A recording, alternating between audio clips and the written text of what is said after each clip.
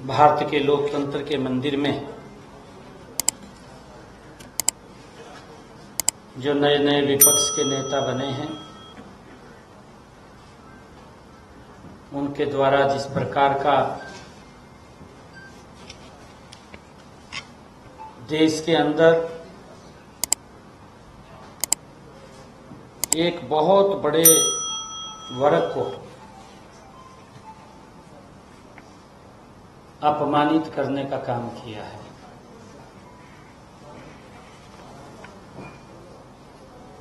सबसे पहले तो मैं उसकी घोर निंदा करता हूं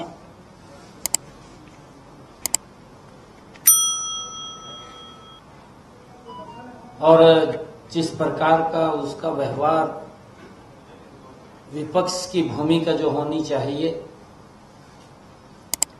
वो विपक्ष की भूमिका भी दिखाई नहीं दे रही है।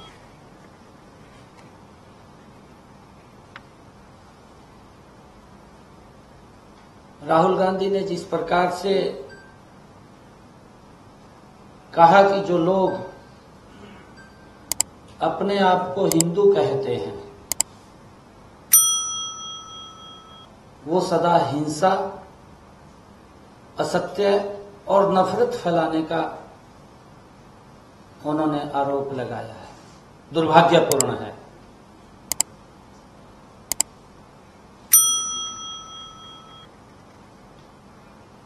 मैं ये मानता हूं कि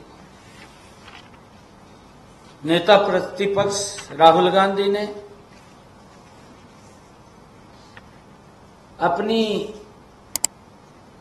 झूठी बातें बोल करके संसदीय मर्यादाओं को तार-तार करने का काम किया है,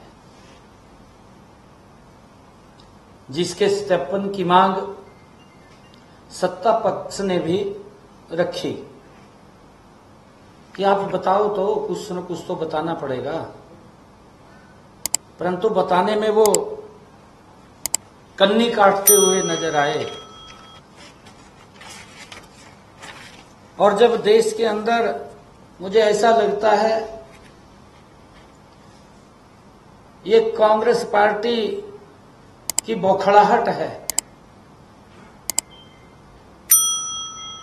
तीसरी बार भी कांग्रेस के द्वारा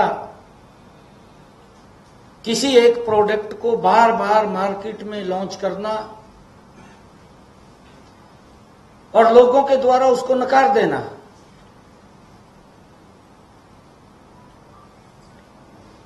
क्योंकि कई ऑर्गेनिक प्रोडक्ट होते हैं। ऑर्गेनिक प्रोडक्ट को लोग अपने आप भी ज्यादा खर्च करके उसको लेने का प्रयास करते हैं,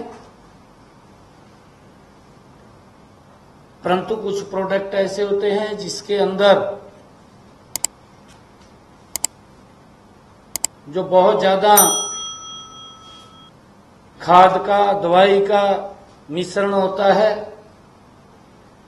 लोग उसको नहीं लेते हैं। और मुझे वो इसके अंदर दिखाई दे रहा है कि कांग्रेस द्वारा उसको बार बार लॉन्च करना और इन हरकतों से लोग देखते भी हैं, समझते भी हैं, उसको नकार देना, ये उसकी फ्रस्ट्रेशन है अंदर की। ये देश के लोगों के प्रति उन्होंने जो जहर उगला है, जिस प्रकार की बातें बोली हैं,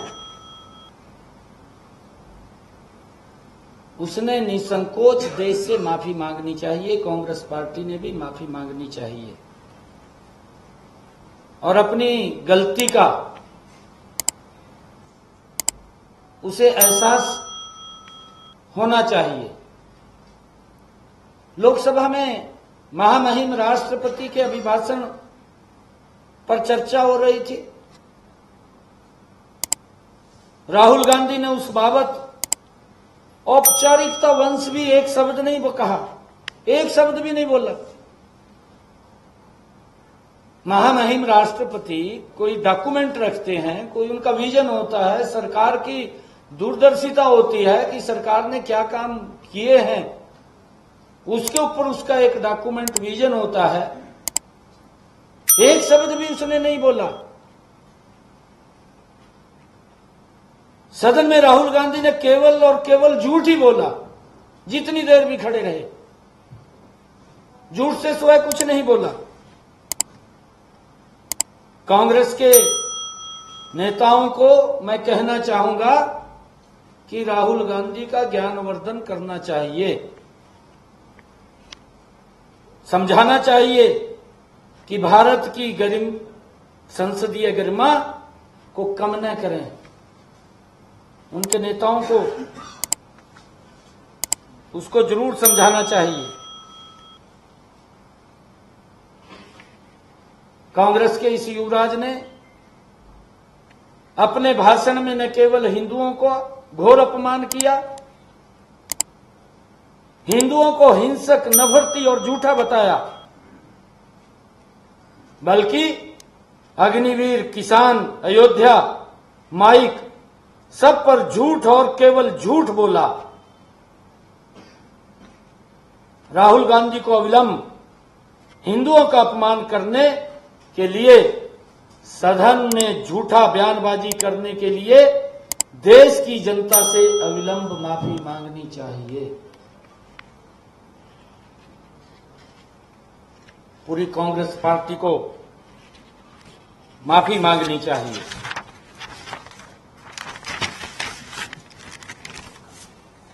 कांग्रेस और उसका गैंग राहुल गांधी को सही ठहराने के लिए लगा हुआ है। इनकी सोच देखिए। कांग्रेस के जो नेता हैं, कांग्रेस का पूरा गैंग, राहुल गांधी भी ठीक बोल रहा है, सही ठहराने पे लगा हुआ है। कई बहाने बनाएंगे कि, लेकिन सदन में राहुल गांधी ने स्पष्ट कहा है कि जो लोग अपने आप को हिंदू कहते हैं, 24 घंटे हिंसा हिंसा हिंसा, नफरत नफरत नफरत, असत्य असत्य असत्य। पूरे देश ने देखा है किस प्रकार से उन्होंने अपमानित करने का काम किया है। 3 इलेक्शनों में मुझे ये लगता है, जो लगातार इलेक्शन पिछले हुए हैं, कांग्रेस पार्टी 3 डिजिट क्रॉस नहीं कर पाई। और जब 3 डिजिट वो क्रॉस नहीं कर पाई, तीसरे इलेक्शन में भी वो 3 डिजिट से नीचे रही। आज उसको हिंदू के अंदर नफरती, हिंसात्मक, वो झूठा बताने का कार्य कर रहे हैं। सच्चाई सबको पता है। आज ये इस प्रकार की जो बात बोल रहे हैं, एक कांग्रेस के युवराज को अपने पूर्वजों का कार्यकाल ध्यान नहीं है। 1984 के दंगों में ये कांग्रेस पार्टी ने क्या हाल किया, सरेआम कत्लेआम किया। वो भूल गए उस नफरत को जो फैलाने का काम कांग्रेस ने किया। कश्मीर घाटी के अंदर जो हमारी वहां के कश्मीरी पंडित थे, कितना अत्याचार किया। कांग्रेस ने काली पट्टी बांध रखी थी, सत्ता में थी, काली पट्टी बांध करके बैठी थी। जब ये 1984 में सिखों के ऊपर हमले हुए, काली पट्टी बांध करके बैठे थे। जब घाटी के अंदर कश्मीरी पंडितों के ऊपर अत्याचार हो रहा था, तब ये काली पट्टी बांध करके बैठे थे। राहुल गांधी पश्चिम बंगाल में घटनाओं पर कुछ नहीं बोलते। पश्चिम बंगाल में घटनाक्रम होता है, इसकी जबान को ताला लग जाता है। कांग्रेस के जो नेता है उनकी जबान के ऊपर ताला लग जाता है, कुछ नहीं बोलते। तमिलनाडु में हिजब यूट थाहिर की मंशा पर कुछ नहीं बोलते। केरल में अपने सहयोगी की हिंसा भड़काने की तहरीरों पर भी कुछ नहीं बोलते। हिंदुओं को हर बार बदनाम करते हैं।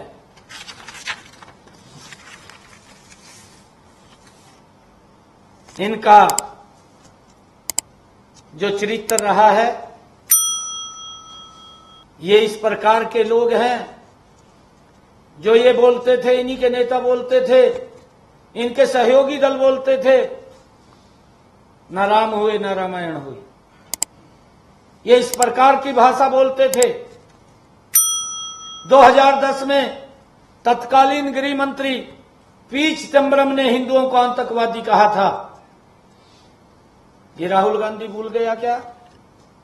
इसके सहयोगी भूल गए क्या?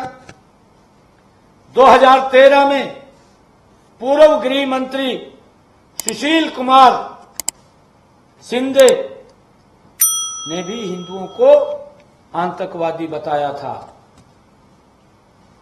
ये इनका डीएनए है, ये कांग्रेस का डीएनए है। 2021 में राहुल गांधी ने ही कहा था कि हिंदुत्ववादियों को देश से बाहर निकालने को, उन्होंने कहा था कि हिंदुत्ववादियों को देश से बाहर निकाल देना चाहिए। ये किसका यहां पर वो साम्राज्य चाहता है? इसकी क्या मंशा है? ये देश को तोड़ने का ये विपक्ष के नेता के भी लायक नहीं है। देश को तोड़ने की बात, देश को कमजोर करने, अरे किसी को समझाने की बजाय ये बात बोलता है। ये पूरा देश देख रहा था जिस जेएनयू के अंदर कुछ बालक बैठ करके भारत को तोड़ने की टुकड़े टुकड़े की बात कर रहे थे। ये वही तो राहुल गांधी है जो उनके बीच में बैठ करके उनको समर्थन देने की बात कर रहा था। ये देश की गरिमा के भी ये खिलाफ, ये लोग देश को कमजोर करने के लिए भी अगर कोई कदम ये उठाएं, इनके अंदर बिल्कुल भी दया नहीं है।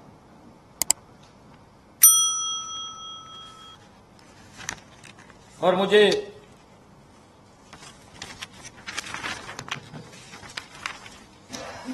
जब ये लोग सत्ता में थे,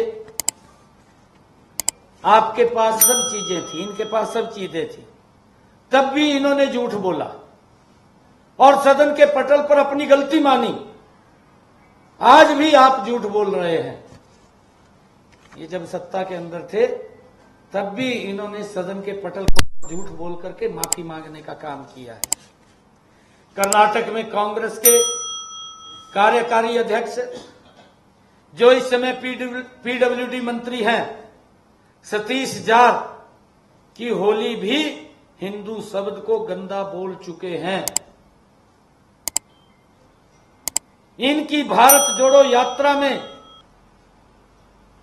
जॉर्ज पोन्नैया ने कहा था कि भारत की धरती को इतना अपवित्र मानता हूं कि मैं जूते पहनता हूं ताकि इसका स्पर्श न हो जाए। ये भारत जोड़ो यात्रा के अंदर जॉर्ज पोन्नैया जो इनको चलाने वाला है, उसकी ये मंशा थी। इनके गठबंधन के लोगों ने ही हिंदू धर्म के नाश और उसकी तुलना कोरोना वायरस के साथ की थी, जो इनके गठबंधन के घमंडिया गठबंधन के जो लोग हैं। इस बात को भी हमने समझना है। आज राहुल गांधी ने अभय मुद्रा की बात करते हुए लोकसभा के सदन में, राहुल गांधी ने अभय मुद्रा की बात करते हुए इस्लाम में भी अभय मुद्रा बता दी, जबकि इस्लाम में कोई चित्र नहीं होता। तो उन्हें अभय मुद्रा कहां से दिख गई? कहां से उनको दिखाई दी है? राहुल गांधी को कोई इल्म तो नहीं हुआ या ऊपर से कोई फजल हुआ है कि उन्हें अभय मुद्रा दिखाई दी है? किस प्रकार से देश को कमजोर और तोड़ने की ये कांग्रेस की जो बयानबाजी है, इससे देश को भी नुकसान है और देश की सुरक्षा को भी मैं मानता हूं नुकसान है। संसद में जिस तरह से भगवान शिव के चित्र को दिखाया गया है, राहुल गांधी के द्वारा बार बार दिखाया गया है, वह बेहद आपत्तिजनक है। उसके ऊपर हम आपत्ति दर्ज करते हैं। इस पर लोकसभा के माननीय अध्यक्ष ने भी कहा कि जिनको हम पूजते हैं उनके चित्र यहां प्रस्तुत नहीं करने चाहिए। उसके बावजूद भी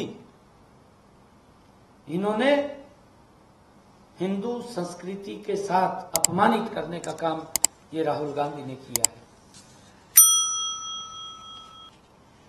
राहुल गांधी शिवाजी की तस्वीर दिखा रहे थे और कहते हैं कि हम हिंदू धर्म की शक्ति से लड़ेंगे, जबकि शिव और शक्ति एक है। इसको यही मालूम नहीं है। इसका ज्ञानवर्धन कांग्रेस के लोगों को करना चाहिए। राहुल गांधी ने 2014 में शपथ ईश्वर के नाम से ली थी, तो फिर 2014 से 24 में ऐसा क्या बदल गया कि वे ईश्वर के नाम की शपथ से सत्य निष्ठा पर आ गए और फिर सदन के पटल पर ईश्वर के चित्र दिखाने लगे। इसलिए राहुल गांधी को गंभीरता और परिपक्वता के साथ अपनी जिम्मेवारी का निर्वहन करना चाहिए। ये लगातार बार बार सदन के पटल के ऊपर झूठ बोल करके देश को गुमराह करने का काम, इलेक्शन के दौरान में भी ये देश के अंदर झूठ बोल करके लोगों को भटकाने का काम, ये इनके डीएनए के अंदर शामिल है। राहुल गांधी अग्नि योजना में शहीदों को कोई मुआवजा नहीं दिया जाता, इससे बड़ा कोई झूठ नहीं हो सकता। ये लोकसभा के पटल के अंदर बोल रहा था कि अग्निवीर कोई शहीद हो जाता है, उसको कोई मुआवजा नहीं दिया जाता, परंतु उसके जवाब के अंदर माननीय रक्षा मंत्री ठाकुर राजनाथ सिंह जी ने तुरंत राहुल गांधी के इस झूठ को देश के सामने संसद में एक्सपोज करने का काम किया है और उन्होंने कहा कि अग्निवीर योजना में शहीदों को 1 करोड़ रुपए की सहायता प्रदान की जाती है। ये किस प्रकार का झूठ बोलते हैं? झूठ बोल करके देश के लोगों को गुमराह करने का काम करते हैं। राहुल जी को केस स्टडी कर अपने तथ्यों को दोबारा देखना चाहिए। ऐसा पहली बार नहीं है जब कांग्रेस ने सेना पर सवाल खड़े किए। कांग्रेस पार्टी ने पहले भी सेना पर सवाल खड़े उठाए हैं और देश को भ्रमित करने का प्रयास कांग्रेस ने और राहुल गांधी ने, इनके घमंडिया गठबंधन ने किया है। बाद में उन्होंने माफी भी मांगनी पड़ी, पूरे देश के सामने है। और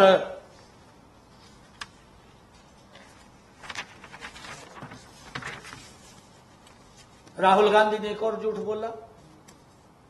ये बार बार झूठ बोलते हैं, किसानों को आतंकवादी बताने का झूठ राहुल गांधी ने लोकसभा के पटल के अंदर। राहुल गांधी ने कहा कि सरकार ने किसानों को आतंकवादी बताया। ये राहुल गांधी के बयान है। किस प्रकार का झूठ बोलते हैं? अरे किसान हमारी इस देश की आत्मा है, इस देश का पेट भरने का काम मेरा किसान करता है। मैं इसे राहुल गांधी से पूछना चाहता हूं कि एक श्वेत पत्र जारी करके लोकसभा के पटल के अंदर बताए, देश को बताए कि मेरी पूर्वजों की सरकार 55 से 60 वर्ष तक इस देश के ऊपर एक छत्र शासन में रही है। कौन से उनके विकास के लिए, मजबूती के लिए, किसान के हित में कदम उठाए हैं, वो देश को बताने का काम करे। देश के अंदर गुमराह और झूठ बोलने का काम ना करे। राहुल गांधी के इस झूठ को तुरंत खुलासा हो गया और जब उससे प्रूफ मांगने की बात कही गई, आप सदन के पटल पर झूठी बातें नहीं कर सकते, आपको इस ऑथेंटिक करना होगा। इसको पूछा गया, परंतु किस प्रकार का झूठ बोल करके ये देश को गुमराह करते हैं। और यही कांग्रेस के, यही राहुल गांधी, ये घमंडिया गठबंधन के लोग कि सरकार किसानों को एमएसपी नहीं देती, एमएसपी बंद कर देगी। क्या क्या झूठ नहीं बोला, किस प्रकार से किसानों के अंदर इन्होंने झूठ फैलाने का काम किया है। राहुल गांधी के इस झूठ की पोल भी स्वयं कृषि मंत्री शिवराज सिंह चौहान ने वहीं सदन के पटल के ऊपर खोलने का काम किया कि ये गलत बयानबाजी कर रहे हैं। एमएसपी लगातार जारी है और जारी रहेगी। जितनी एमएसपी के ऊपर, चाहे धान है, गेहूं है, मोदी की सरकार ने खरीदने का काम किया है, ये भी बताएं कि हमने कितने किसान की धान को एमएसपी पर खरीदने का काम किया है। इस प्रकार का झूठ फैलाना बंद करें कांग्रेस के ये नेता। राहुल गांधी ने संवैधानिक पद पर भी, लोकसभा अध्यक्ष के पद पर भी गैर जिम्मेदाराना टिप्पणी की है, जो बहुत ही दुखद है। यह पहली बार नहीं हुआ है।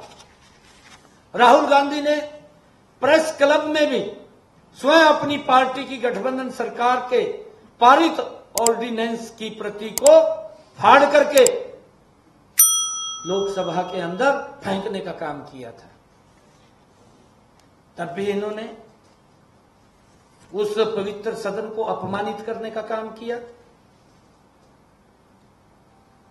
यूपीए की सरकार के समय देश की संवैधानिक व्यवस्था को कांग्रेस की गैर संवैधानिक व्यवस्था नेशनल एडवाइजरी कमेटी के अध्यक्ष के रूप में सोनिया गांधी चलाती थी। ये जानता है ना पूरा देश, पूरा देश जानता है। प्रधानमंत्री कौन था, सुपर प्रधानमंत्री कौन था, ये पूरा का पूरा देश जानता है। कोई छुपा हुआ नहीं है इनके चरित्र से। कांग्रेस का चरित्र देश की संवैधानिक व्यवस्थाओं को कमजोर करने का रहा है। इंदिरा गांधी ने भी संसद, न्याय प्रणाली और नौकरशाही जैसी देश की संवैधानिक व्यवस्थाओं को कमजोर करने का कार्य किया है। क्योंकि मैंने कहा है कि इनके डीएनए के अंदर है। जो दादा काम कर रहा है, पोता भी उसी लाइन के ऊपर चल रहा है। और देश ने अब पोते के उस जो इस देश को कमजोर करने वाली बयानबाजी है, उसको नकार दिया है। और उसके कारण ये फ्रस्ट्रेशन के अंदर है कि ये 3 डिजिट भी क्रॉस नहीं कर पाया और इस प्रकार के अनाप शनाप आरोप लगाने का काम ये कर रहा है। संसदीय गरिमा का भी अपमान किया है राहुल गांधी ने। 2004 से जब राहुल गांधी को कोई पद नहीं थे, उनके व्यवहार में नाटकीय और मजाक झलकता था। लेकिन आज राहुल गांधी लोकसभा के नेता प्रतिपक्ष हैं और एक संवैधानिक पद पर हैं। लोग उम्मीद कर रहे हैं कि वे परिपक्व हो गए हैं। अपने व्यवहार और आचरण में उनको अब बदलाव लाना चाहिए, क्योंकि वो विपक्ष के नेता हैं, वो इंडी गठबंधन के नेता हैं। अब उन्होंने अपने व्यवहार में वो लगाना चाहिए। नए संसद अपने पहले सत्र में जो नए संसद चुन करके आते हैं, वो सीखते हैं 282 नए सांसद आए हैं लोकसभा में अब की बार, पहली बार चुन करके। अपने पहले 70 में उचित माहौल देखने को नहीं मिला। किस प्रकार का वातावरण खड़ा कर दिया। अरे अभी तो सब्सिडी लिया है, ये कितनी फ्रस्ट्रेशन इनके दिमाग के अंदर भरी हुई है, इनको ध्यान में नहीं है कि हमारी सरकार में क्या क्या काम हुए हैं। राहुल गांधी ने संसदीय लोकतंत्र के स्तर को पूरी तरह से गिराने का काम किया है। पूरी तरह से राहुल गांधी ने लोकतंत्र के स्तर को गिराने का काम किया है। संसद की किसी नेता या परिवार से नहीं, अपितु व्यवहार से चलती है। ये परिवार से नहीं चलती। उसके दिमाग में शायद यही है कि मैं गांधी परिवार का हूं। ये परिवार से नहीं चलती, ये व्यवहार से चलती है। और मैं जो भी घटनाक्रम हुआ है, तुरंत कांग्रेस और राहुल गांधी, मैंने कहा है ना, राहुल गांधी को 1984 के दंगों के ऊपर भी बोलना चाहिए, जो सिखों का कत्लेआम किया गया था। राहुल गांधी को जो कश्मीरी पंडितों के ऊपर अत्याचार हुए, उसके ऊपर भी बोलना चाहिए। जो केरल के अंदर हिंसा को घटनात्मक वहां हुआ है, उसके ऊपर भी राहुल गांधी को बोलना चाहिए। पश्चिम बंगाल के अंदर जो घटनाक्रम हुआ है, उसके ऊपर भी बोलना चाहिए। राहुल गांधी को ये देश के हिंदू ही नजर आ रहे हैं, इसको वो घटनाक्रम नजर नहीं आ रहा जो हिंदुओं के ऊपर अत्याचार हो रहे हैं, वो दिखाई नहीं दे रहा है। वो कह रहे हैं कि मैंने तो बीजेपी के जो सांसद है उनके लिए कहा था, बीजेपी कोई पूरा हिंदू समाज नहीं है, ना ही आरएसएस पूरा हिंदू समाज है, तो ये बयान को घुमाया जा रहा है। जो उसने बयान कहा है वो आपने भी देखा है, पूरे देश ने देखा है। ये बयान पूरे देश ने देखा है। वो दूध पीने वाला बच्चा तो नहीं है। वो आज गठबंधन गठबंधन ने, इंडी गठबंधन ने विपक्ष का नेता बनाया है, एक संवैधानिक पद के ऊपर है, एक जिम्मेवार पद के ऊपर है।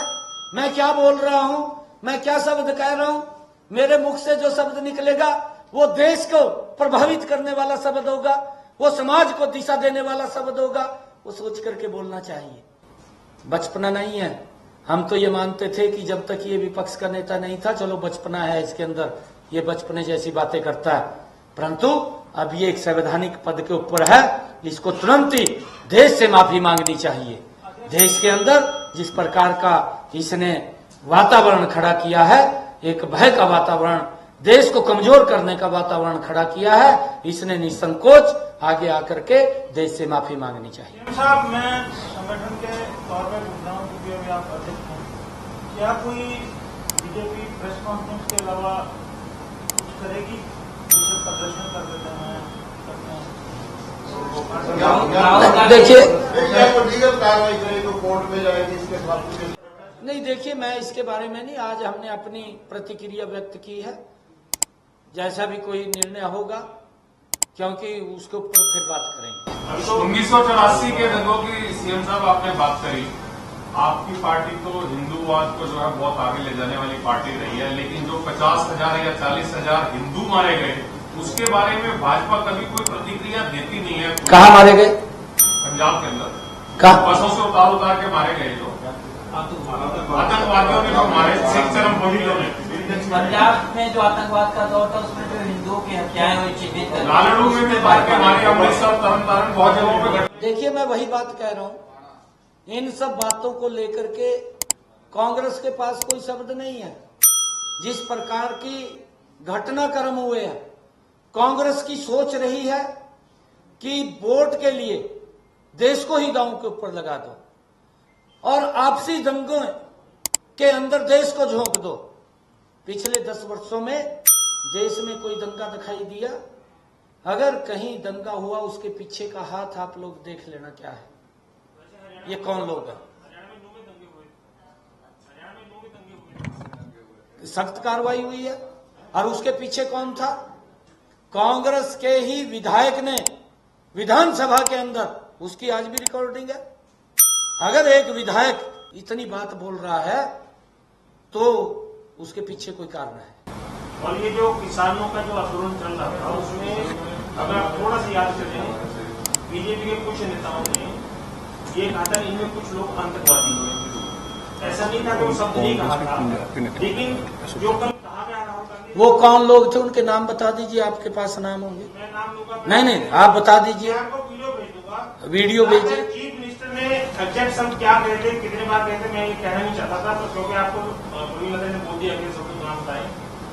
तत्कालीन मुख्यमंत्री ने ये शब्द नहीं कहे थे, अगर नहीं कहे थे वीडियो निकाल के भेज दूंगा, क्योंकि ये जब बार ये बातें आई थी कि इनमें कुछ सभी लोगों को नहीं कहा, ये किसानों को नहीं, ये मैं आज भी उस बात के ऊपर आज भी मैं ये बात कह रहा हूं, क्योंकि जब सीए आया, शाहीन बाग को ब्लॉक कर दिया गया, तो कौन लोग थे? और जब दिल्ली के ऊपर बॉर्डर के ऊपर बैठे तो कौन लोग थे? फिर मैं वही बात कह रहा हूं, वो शाहीन बाग वाले उठ करके वहां आए, वही लोग उठ करके आए। कौन सपोर्ट कर रहा था? कौन सपोर्ट कर रहा था? कौन लोग उनके पीछे थे?